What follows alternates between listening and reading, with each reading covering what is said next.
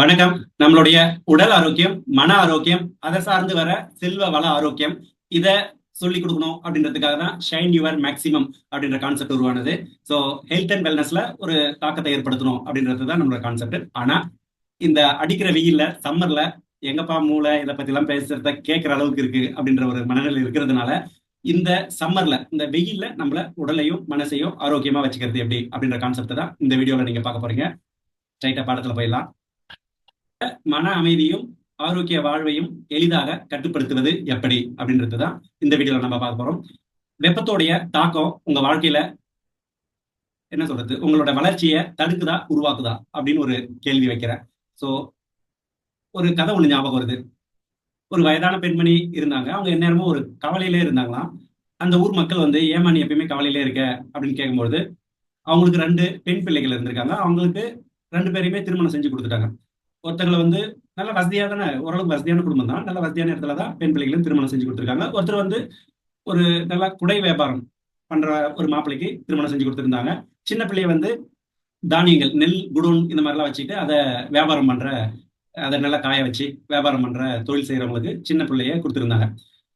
இந்த மாதிரி வெயில் காலம் வந்தாலே உடனே வந்து அவங்களுடைய பெரிய பெண்ணுடைய குடும்பத்தை நினைச்சு வருத்தப்பட ஆரம்பிச்சிருவாங்களாம். ஐயோ மழையே வரலையே, மழை நல்லா வந்தா தானே குடை நல்லா வியாபாரம் ஆகும், அவங்களுக்கு வருமானம் நல்லா கிடைக்கும், வருமானம் குறைஞ்சா அவங்க எப்படி சர்வை பண்ணுவாங்க, ஸோ அவங்க நல்லா இருக்கணுமே அப்படின்னு அவங்க குடும்பத்தை நினைச்சு கவலைப்பட ஆரம்பிச்சிருவாங்களாம். வெயில் காலம் போயிட்டு மழைக்காலம் வந்த உடனே அவங்க சின்ன பிள்ளை வந்து நெல் எல்லாம் குடோன்ல, தானியங்கள்லாம் குடோன்லயே கிடக்குது, வெயில்ல காய வச்சாதானே அது நல்லா இருக்கும், நல்லா வியாபாரம் நடக்கும், நிறைய பொருட்கள் வீணாகுது, இது எப்படி இப்படியே போனா எப்படி சின்ன பிள்ளையோட குடும்பம் வந்து முன்னேறது அப்படின்னு அதை பத்தி கவலைப்பட ஆரம்பிச்சிருவாங்களாம். சோ இதை கேட்ட அந்த ஊருக்காரங்க ஒரு கட்டத்துல வந்து, இல்லம்மா நீ அந்த மாதிரி யோசிக்காத, வெயில் காலம் வந்தா உங்களோட சின்ன பிள்ளை நெல் நல்லா வியாபாரம் ஆகுது, தானியங்கள்லாம் நல்லா காய வச்சு நல்லா வியாபாரம் பண்றாங்க, நல்லா மகிழ்ச்சியா வாழ்றாங்களே, அதை நினைச்சு பாருங்க. அதே மாதிரி மழை காலம் வந்த உடனே பெரிய பிள்ளையோட குடும்பத்தை நினைச்சு பாருங்க, நல்லா குட வியாபாரம் நடந்து சிறு சிறப்புமா நல்லா சம்பாரிச்சு வாழ்றாங்களே, அதை நினைச்சு பாருங்க. சோ நீங்க வருஷம் ஃபுல்லாவே வந்து சந்தோஷமா இருக்கிறதுக்கான வாய்ப்பு இருக்கும். ஏன்னா நீங்க முதல்ல வருடம் ஃபுல்லாவே வந்து ஏதோ ஒரு கவலையிலே இருந்திருக்காங்க. சோ அதனால நாம எடுத்துக்கிற விதம் என்ன பெர்ஸ்பெக்டிவ்ல எடுக்கிறோம். அதாவது குளிர்காலம் வரும்போது நல்லா குளிருது, ஆனா இந்த சம்மர்ல ஒரு ஊட்டி கொடைக்கானல போய் அந்த குளிர் அனுபவிச்சா நல்லா இருக்குமே ஃபீல் பண்றோம். ஆனா ஒரிஜினலா குளிர் நம்ம ஊர்லயே வரும்போது அதுல இருந்து இருக்கிற நெகட்டிவ பார்க்க ஆரம்பிக்கிறோம். எல்லாரும் சொல்லல, இருக்கிற விஷயத்தை தான் நம்ம சொல்றோம். அதே மாதிரி அந்தந்த கால சீதோஷ்ண நிலைக்கு நிலைக்கு தகுந்தபடி ஒவ்வொரு காலகட்டமும் நல்ல மழை வருது, நல்ல வெயில் அடிக்குது, நல்ல குளிர் அடிக்குது, நல்ல பனி பெய்யுது. இதெல்லாம் வந்து அத அதனோட இயந்து வாழ்ந்து அதுல நம்ம மனநிலையும் உடல் உடல் ஆரோக்கியத்தையும் அதன் மூலயமா நம்மளுடைய குவாலிட்டியும் வளர்ச்சி நிலைக்கு கொண்டு போகணும். அந்த மாதிரியான பெர்ஸ்பெக்டிவ்ல பார்க்கலாம் அப்படின்ற ஒரு ஆஸ்பெக்ட்ல தான் சொல்றேன். ஸோ வெப்பத்தின் தாக்கம் உங்களுடைய வாழ்க்கையை என்ஜாய் பண்ண வைக்குதா குறைக்குதா அப்படின்றத நீங்க உங்களோட பாயிண்ட் ஆஃப் வியூல யோசித்துக்கோங்க. அதுக்காக தான் அந்த ஸ்டோரியும் வச்சேன். ஸோ அடுத்ததா நம்ம மனதையும் மூளையும், ஏன்னா நம்மளோட கான்செப்ட் உடல் மனம் மூளை இது ரிலேட்டட் தான். ஏன்னா இங்கதான் நம்ம ஒர்க் பண்ண வேண்டியது. இன்னும் ஓப்பனா சொல்ல போனா மனதை மைண்ட் செட் எப்படி கட்டமைத்திக்கணும், அப்படி மைண்ட் செட்ல நம்ம ஒர்க் பண்ணும்போது எல்லாமே சேஞ்சஸ் ஆகும். அதுதான் ஷைன் யுவர் மேக்ஸோடைய கான்செப்டும் கூட. ஸோ நம்ம இதுல டிப்ஸ்ல என்னென்னு பார்ப்போம். ஆக்சுவலி திரும்ப சொல்றேன், நம்மளுடைய மூளை வந்து நம்ம உடலை பராமரிக்கிறதுல முக்கியமான ரோல் பண்ணுது. அதுதான் மனசு உடல். இந்த பிசிக்கல் எலிமெண்ட் உடல் நம்ம கண்ணுக்கு தெரியுது, கண்ணுக்கு தெரியாத விஷயம் வந்து மனசு. மனதுன்றது ஒரு பெரிய கான்செப்ட். அதனாலதான் இந்த உலகம் அடுத்தடுத்த கட்டத்துக்கு வந்து முன்னேறிக்கிட்டே போது, வளர்ச்சி நிலை அடைஞ்சிட்டு இருக்கு. ஸோ பிசிக்கல் எலிமெண்ட்டையும் அன்னோன் எலிமெண்ட், கண்களுக்கு புலப்படாத எலிமெண்ட்டையும், 2 பாடியும் இணைக்கிற ஒரு உறுப்பு மூளையா செயல்படுது. இந்த மூளையோட மெயினான உணவு என்னன்னு பாத்தீங்கன்னா ஆக்சிஜன் ஆக்சுவலி. ஸோ அது வந்து பிரீத்திங் எக்ஸசைஸ் மூலமா எடுக்கும்போது உங்களுடைய மூளை வந்து என்ன சொல்றது, அதுக்கு வந்து ஸ்பெசிஃபிக்கா பிரியாணி கொடுத்தா நல்லா மூளை வேலை செய்யும் அந்த மாதிரி இல்லாம நல்ல ஒரு பிரீத்திங் எக்ஸசைஸ் பண்ணாலே மூளை வந்து சூப்பரா வேலை செய்யும். ஸோ அதனால அது எடுத்துக்கிற உணவுல 80% வந்து ஆக்சிஜனை தான் அது லைக் பண்ணுது. ஸோ பிரீத்திங் எக்ஸசைஸ் பத்தி அடுத்த ஸ்லைட்ல பார்ப்போம். பட் இதுல வந்து தண்ணீர் அதிகமாக குடிக்கணும். ஏன்னா பாடியே, டோட்டல் பாடி இந்த உலகத்துல 75% வந்து கடல் நீரால் சூழப்பட்டுள்ளது. நம்ம உடலும் 75% வந்து நீர்த்தன்மையால் நீர் சத்தினால் மிகுந்துள்ளது. நம்ம மூளையும் 75% வந்து நீர் சத்தினால் நிறைந்துள்ளது. அதனால அந்த மூளை நீர் சமநிலையை கரெக்டா பாத்துக்கணும்னா குறைஞ்சபட்சம் 1 கிலோ எடைக்கு வந்து ஒரு 50 மில்லி லிட்டர் தண்ணி குடிக்கணும். அப்படின்னா ஒரு 20 கிலோ எடை இருக்கிற ஒரு மனுஷங்க 1 லிட்டர் தண்ணி ஒரு நாளைக்கு கம்பல்சரி குடிச்சாகணும். ஈவன் தோ சம்மரே இல்லைன்னா கூட. ஏன்னா இதுதான் பாடி மெயின்டெனன்ஸ் கரெக்டா பண்ணும். அதனால ஸோ ஒரு உதாரணத்துக்கு 65 கிலோ எடை இருக்கிற ஒரு நபர் வந்து 3.25 லிட்டர், அப்ப நீங்க எத்தனை கிலோ இருக்கிறீங்க, 100 கிலோ இருக்கிறாங்க அப்படின்னா 5 லிட்டர் தண்ணி குடிக்கணும். ஸோ அந்த மாதிரி அளவீடு எடுத்து கரெக்டா நீங்க வந்து நீர்த்தன்மையோட உடலை மூளையை பராமரிச்சுக்கோங்க, மெயின்டைன் பண்ணுங்க. அடுத்ததான் ஏற்கனவே சொன்ன மாதிரி மூளைக்கு மிக முக்கிய உணவான ஆக்சிஜன் தேவைன்னா அதுக்கு நாம சுவாச பயிற்சி கொஞ்சம் எடுக்கும்போது நம்மளை நாம தக்க வச்சுக்க முடியும். அதுல நிறைய விதமான உங்களுக்கு தெரிஞ்ச பிடிச்ச எந்த ஒரு யோகா, தியானம், மெடிடேஷன் எது ஒன்னாலும் பண்ணுங்க. ஆனா எதுவுமே பண்ணாம இருக்காதீங்கன்றதுக்காக தான் இதை சொல்லுது. சிம்பிளா ஒரு 4 செகண்ட் ஆழ்ந்து ஸ்லோவா மூச்சு இழுத்து ஒரு 7 செகண்ட் ஹோல்டு பண்ணி, இல்ல உங்களால முடிஞ்ச அளவுக்கு ரொம்ப கஷ்டப்பட்டுலாம் ஹோல்டு பண்ணக்கூடாது. ஸோ 4 செகண்ட் மூச்சு இழுத்து ஒரு 5 செகண்ட் இல்ல 4 செகண்ட். ஏன்னா இழுக்கிறது கொஞ்சமா இருக்கணும், வெளியே விடுறது ஜாஸ்தியா இருக்கணும். ஜாஸ்தியானா எப்படின்னா அந்த செகண்ட் கவுண்ட் வந்து 4 செகண்ட் எடுத்து பொறுமையா, மிக பொறுமையா, மிக ரிலாக்ஸா, மிக நிதானமா அப்படி விடணும். அப்படி விடும்போது உங்க உடலையும் ரிலாக்ஸ் பண்றத நீங்க உணர்ந்து விடணும். அந்த மூச்சு உள்ள இழுக்கும் போதும் அதை ஹோல்டு பண்ணும்போதும் அந்த அந்த ஆக்சிஜன் உள்ள இழுக்கிறோம், உடல் ஃபுல்லா பரவுறது. அது உடல்ல இருக்கிற அந்த ஹீட்டு, அந்த கழிவுகள் அதெல்லாம் அப்படியே காத்து மூலமா வெளியே வர மாதிரி அப்படி ஃபீல் பண்ணி உணர்வோடு அதை பண்ணும்போது அதுவே உங்களுக்கு ஒரு ஒரு ஃப்ரெஷ்ஷா குளிச்ச மாதிரி ஒரு உணர்வு கொடுக்கும். ஸோ இது ஒரு நாளைக்கு ஒரு 21 டைம் இல்ல 27 டைம், எவ்வளவு நேரம், ஒரு 15 மினிட்ஸ்ல இருந்து ½ கூட பண்ணலாம் இந்த இந்த பிரீதிங் எக்ஸசைஸ். ஸோ ஏதாவது ஒரு எக்ஸசைஸ் பிரீதிங் பண்ணிட்டு இருக்கும்போது தான் இந்த சம்மர்ல உங்களுக்கு வந்து வெளியில இருக்கிற அட்மாஸ்பியருக்கும் உள்ளுக்குள்ளேயே ஒரு பேலன்ஸ் கிடைக்கும். அடுத்ததா நீங்க உடுத்துற உடைகள் வந்து ரொம்ப டார்க்கா பிளாக், ரொம்ப டார்க் கலர் இல்லாம ஒயிட், மஞ்சள் அந்த மாதிரி போது இந்த வெயில உள்ள ரொம்ப இழுத்து உங்களுக்கு ஹீட் ஃபார்ம் ஆகாது, ரிஃப்ளெக்ட் ஆகும், வெளியே போயிடும். அதனால வந்து ஒரு ஒயிட் கலர், மஞ்சள், அந்த மாதிரியான ஒரு கிரீம் கலர் அந்த மாதிரியான ட்ரெஸ் வந்து சூஸ் பண்ணிட்டு, ஏன்னா நாங்களாம் வந்து நிறைய வெளியில ஃபீல்டு ஒர்க் போகும். ஸோ அதிகமா வந்து வெயில் படுற இடம் அப்படின்றதுனால இந்த மாதிரியான கலர் சூஸ் பண்ணி போறது வந்து வெயில அதிகமா வெப்பத்தை உள்ள இழுக்காம இருக்கிறதுக்கான ஆப்ஷன் இருக்கு. அடுத்தது ஆஸ் யூஸ்வல் எல்லாருக்கும் தெரியும், நல்ல காட்டன் பருத்தி உடைகளை வந்து ஒரு சில்க் துணி அந்த மாதிரிலாம் யூஸ் பண்ணாம காட்டன் துணிகளை யூஸ் பண்ணும்போது கொஞ்சம் சொட்டிங் இருந்தாலும் சரி அது கண்ட்ரோல் பண்ணி ஒரு பேலன்ஸ்ல வச்சுக்கும். ஸோ வெப்ப கடுமையில ஒரு சுறுசுறுப்பான சுச்சுவேஷன் வந்து உருவாக்கி கொடுக்கும் அப்படின்றது தான் இந்த நிறங்கள், ஆடைகளை பத்தி சொல்ல வராங்க. அடுத்ததா வந்து ஆஸ் யூஸ்வல் நம்ம சாப்பிட்ற உணவுகளை வந்து நீர்ச்சத்து அதிகம் உள்ள பழங்களை சாப்பிடணும். தர்பூசணி, முலாம்பழம், சப்போட்டா அந்த மாதிரி ஒமேகா 3 ஃபேட்டி ஆசிட்ஸ் அந்த மாதிரியான ஒரு உணவு இருக்கிற மாதிரியான பாதாம், வால்நட் அந்த மாதிரி உணவுகளை எடுத்துக்கலாம். மூளை செயல்பாட்டுக்கு தேவையான பி காம்ப்ளெக்ஸ், மெக்னீசியம். ஏன்னா மெக்னீசியம்ன்றது வந்து என்ன சொல்றது, அது ஒரு விஷயமாவே கன்சிடர் பண்ண மாட்டாங்க. ஆனா ஒரு மெக்னீசியம் ஒரு 0.5%, அதுதான் ஒரு நாளைக்கு குவான்டிட்டின்னு வச்சுக்கோங்க. பட் அது ஒரு 300 வகையான என்சைம்ஸ் வந்து நம்ம உடல்ல ஆக்டிவேட் பண்ணுது. ஸோ அதனால இந்த மாதிரி சின்ன சின்ன மல்டிவிட்டமின்ஸ் எல்லாம் இருக்கிற மாதிரியான ஒரு காய்கறிகள், ஊட்டச்சத்தான உணவுகள்லாம் வந்து எடுத்துக்கிறதுக்கு முயற்சி பண்ணணும். ஆக்சிஜன், ஊட்டச்சத்து கலந்த உணவுகள்னா நம்ம பசுமையான பழ ஜூஸ், கீரைகள் இதெல்லாம் எடுத்துக்கலாம். அடுத்தது ஹாப்பி ஹார்மோன் ஆக்டிவேட் டெக்னிக்னு சொல்லிட்டு, ஹாப்பி ஹார்மோன் பத்தி நான் ஆல்ரெடி நிறைய வீடியோ ரெக்கார்ட் பண்ணி வச்சிருக்கேன். பட் இது லைவா நான் நிறைய இடத்துல ஹார்மோனல் ஆக்டிவிட்டிஸ் பத்தி நான் சொல்லணும்னு ஆசைப்பட்டிருக்கேன். ஹாப்பி ஹார்மோன் ஒரு 2-3 ஹார்மோன் இருக்கு. டோபமைன், என்டார்பின், செரட்டோனின், மெலட்டோனின் இதெல்லாம் வந்து ஹாப்பி ஹார்மோனுக்கு வந்து செயல்பாடுகளுக்கு உதவுது. ஸோ இதெல்லாம் வந்து ஆக்டிவேட் பண்ணணும் அப்படின்னும் போது எதுக்கு இந்த நேரத்தை இதை பேசுறேன் அப்படின்னாக்கா, வெயில்ல யூஸ்வலாவே அந்த அந்த அந்த ஹீட்டு, அந்த ஒரு கிளம்சியான ஒரு மைண்ட் செட்டு, அது வந்து நம்ம ஹீட் ப்ரொடியூஸ் பண்ணி உடம்புல நிறைய பேட் ஹார்மோன் வந்து கார்டிசோல் வந்து அதிகமா சுரக்க ஆரம்பிச்சு உடம்பே ஒரு மாதிரி கொலாப்ஸ் ஆகி ஒரு கம்ஃபர்டபுளாவே இருக்காது. ஸோ அந்த மாதிரியான சுச்சுவேஷன்ஸ்ல வந்து ஹாப்பி ஹார்மோன் வந்து ஆக்டிவேட் டெக்னிக்ஸ் ஏதாவது வந்து உபயோகப்படுத்தணும். அப்படின்னு ஹாப்பி ஹார்மோன் டெக்னிக் எப்படி தோன்றது அப்படின்னா ரொம்ப சிம்பிளான விஷயம் தான். ஒரு 10 நிமிஷம் டெய்லியும் வேணும்னே ஒரு சைலண்ட்டை கடைப்பிடிக்கணும். ஒரு மௌன விரதம் மாதிரி கொஞ்சம் ரிலாக்ஸா. சைலண்ட்னா வெறும் வாய் மட்டும் கிடையாது, மனதிலையும் தாட் ப்ராசஸ் எதுவாக இருந்தாலும் அது சும்மா அப்படியே ஃப்ரீயாக விட்டு ரிலாக்ஸா அப்படி உட்காந்து ஒரு 10 நிமிஷம் நீங்க வந்து மௌனத்தை கடைபிடிக்கலாம். நல்ல ஒரு ஒரு ஒரு உற்சாகமான ஒரு நல்ல ஃபீல் கொடுக்குற மாதிரி நல்ல ஒரு சாங்ஸ் ஒரு 3-4 கேட்கலாம். நல்ல காமெடி சேனல்ஸ் இதெல்லாம் பார்க்கும்போது, இதெல்லாம் நான் எதுக்கு சொல்றேன்னா, உங்களுக்கு நகைச்சுவை உணர்வை தரக்கூடிய விஷயங்கள் இல்ல பிக்சர்ஸ், படம் இதெல்லாம் பார்க்கும்போது உங்களுடைய பிரெயின் வந்து ஹாப்பி ஹார்மோன்ஸ் சுரக்கிறதுக்கான இதுவாகும். ஆனா திரும்ப சொல்றேன், சம்மர், வின்டர் இதெல்லாம் வந்து இருக்கிற நெகட்டிவ் பார்க்குற மாதிரி நீங்க பார்க்குற வீடியோவாகட்டும், பாடல்கள் ஆகட்டும், பிக்சர்ஸ் ஆகட்டும், உங்களுக்கு என்ன மாதிரியான வளர்ச்சியை கொடுக்குது அப்படின்றத கவனிச்சு அந்த டோபமைன், அந்த ஹாப்பி ஹார்மோன்ஸ் சுரக்கும். ஏன்னா கெட்ட செயல்களை செய்யும் பொழுதும் ஹாப்பி ஹார்மோன் சுரக்கும். ஒரு போதைக்கு அடிமையாகிறதுலையும் டோபமைன் சுரக்கும். அது அடிக்ட் ஆகிட்டு அது ரொட்டீனா அந்த மாதிரி ஆகும்போது அது எங்க போய் முடியும்னு உங்களுக்கு தெரியும். ஸோ அந்த மாதிரி நம்ம செலக்ட் பண்ற விஷயம் நல்ல விஷயமா தேர்ந்தெடுத்து நல்ல ஒரு ஸ்கில்ஸ் கத்துக்கிறது, நீங்க இந்த ஒரு நீச்சல் கத்துக்கிறது சூப்பரான விஷயம் தானே. ஸோ அந்த மாதிரியான சம்மர் கேம்ப் ஏதாவது இருந்ததுன்னா அந்த மூலயமா நீங்க ஹாப்பி ஹார்மோன்ஸ் சுரக்க வைக்கும் போது அது உங்களுக்கு லைஃப்ல என்ன சொல்றது, ஒரு பலன்கள் வந்து ரொம்ப ரொம்ப ரொம்ப ஜாஸ்தி கிடைக்கும். ஸோ அந்த மாதிரி ஸ்மார்ட்டா திங்க் பண்ணி ஹாப்பி ஹார்மோன் ஆக்டிவேட் பண்றதுக்கான ஆப்பர்ச்சுனிட்டியை நீங்க உருவாக்கிக்கலாம். அடுத்ததா வந்து காலையில வந்து என்ன சொல்ல, ஈட் த ஃப்ராக்னு ஒரு புக் இருக்குன்னு நினைக்கிறேன், பிரெயின் ட்ரேசி அவங்க உருவாக்குறது.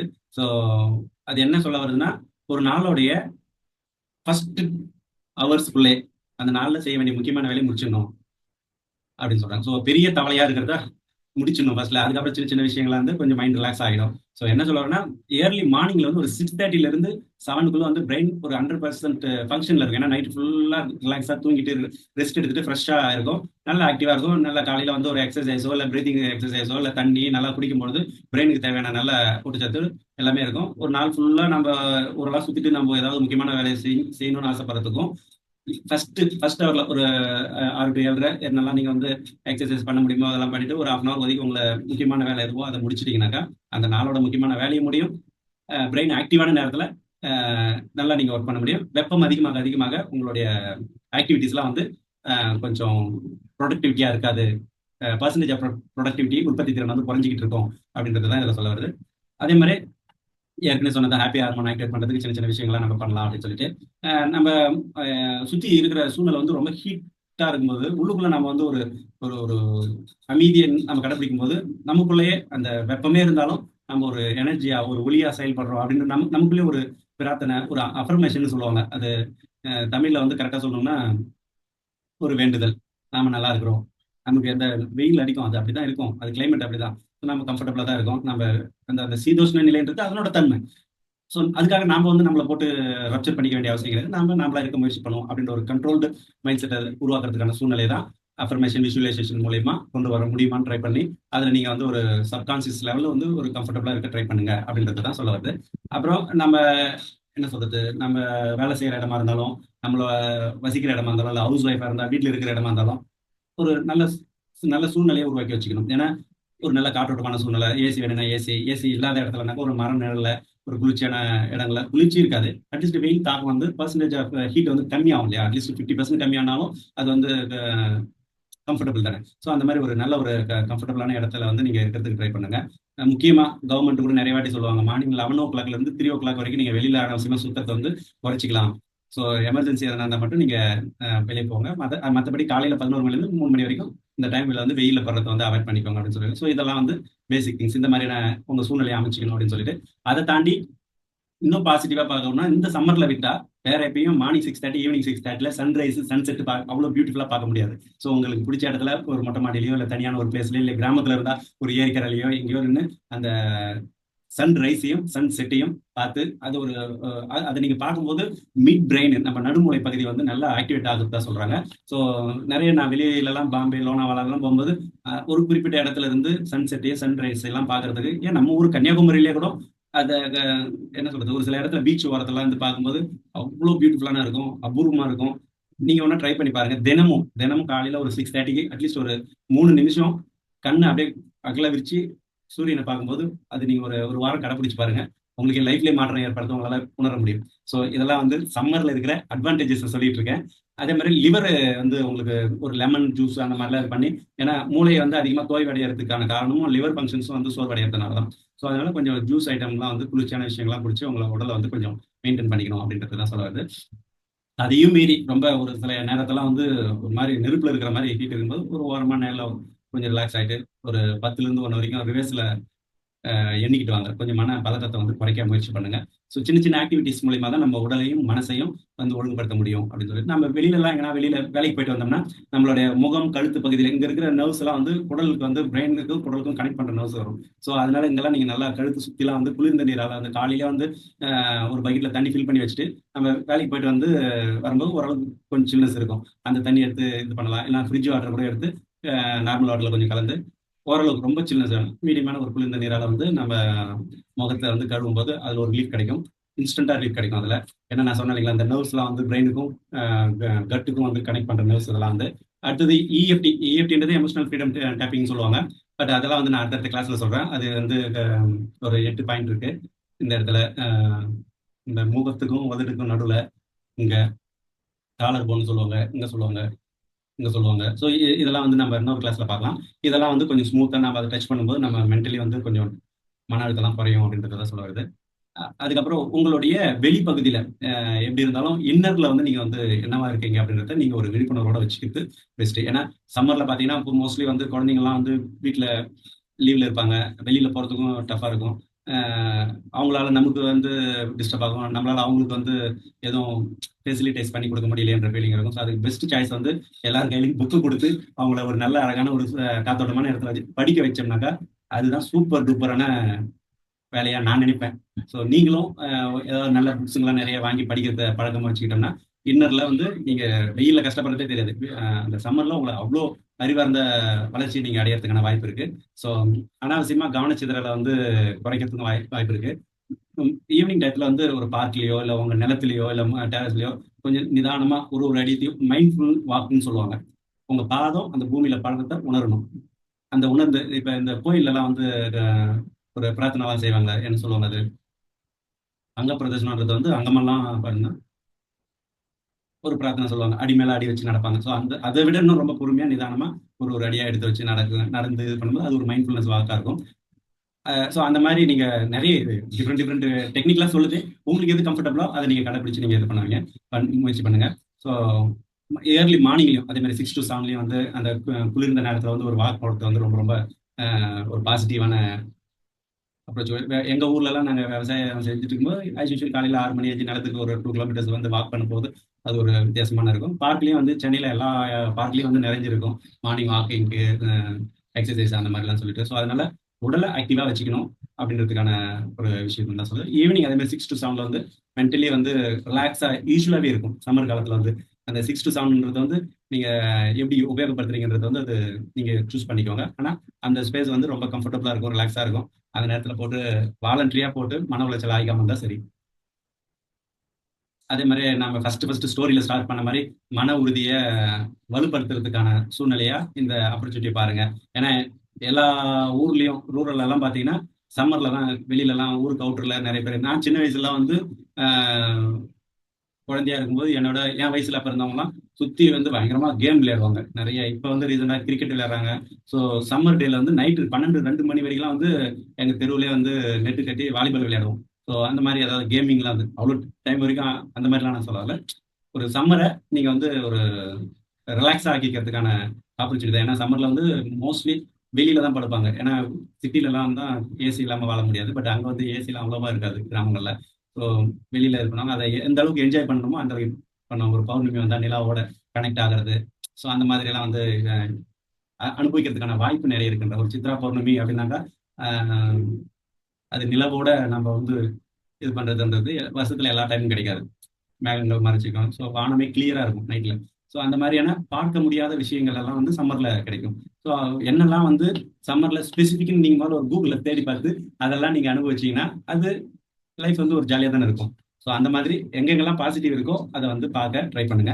ஸோ அதை தாண்டி டெய்லி ரிச்சுவல் மாதிரி இதை கடைப்பிடிக்கணும் அப்படின்றத தான் நான் ஒரு சடங்கு மாதிரி ஒரு மைண்ட்ஃபுல்லாக ப்ரீத் பண்ணுறதுன்னா சும்மா மூச்சு இழுத்து என்ன சொன்ன நீங்க ஆக்சிஜன் இழுக்கும் போது அது உள்ள போய் அப்படியே ஸ்ப்ரெட் ஆகிறத நீங்க உணர்ற அளவுக்கு அதை நீங்க கவனிச்சு நீங்க அதை பண்ணும்போது அது ஒரு குளிச்ச மாதிரி இருக்கும், அவ்வளோ ஃப்ரெஷ்னஸ் இருக்கும். ஸோ தண்ணி எவ்வளோ குடிக்கிறீங்க, ஏன்னா இன்னைக்கு இருக்கிற காலகட்டத்தில் வந்து கரெக்டான பாடி வெயிட் நானே அந்த அளவுக்கு பாடி வெயிட்ல இல்லை.